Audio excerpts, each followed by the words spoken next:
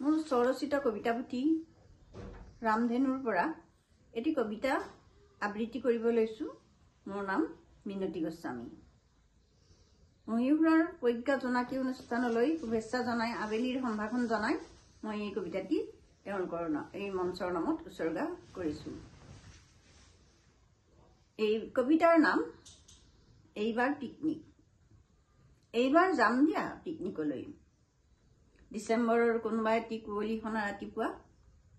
এইবাৰ যাবই লাগিব পিকনিকলৈ বুলি কিজানিবা ঘূৰাই পাওঁ শৈশৱৰ ল'ৰা ধেমালি। কলৈ যাবা? মানাহ, কাজিৰঙা, ইঙৰি নে পৰশুৰাম কুণ্ড নে চাপানলা? আমি যাম সুদূৰ আৰণ্যক প্ৰদেশলৈ।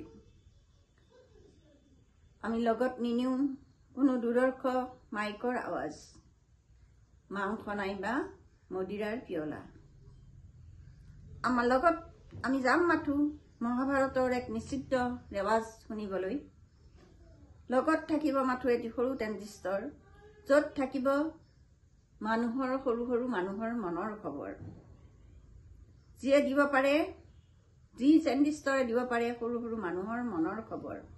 এইবাৰ কিন্তু যামেই পিকনিকলৈ বুলি ডিচেম্বৰৰ কোনোবা এটি কুঁৱলীসনা ৰাতিপুৱা।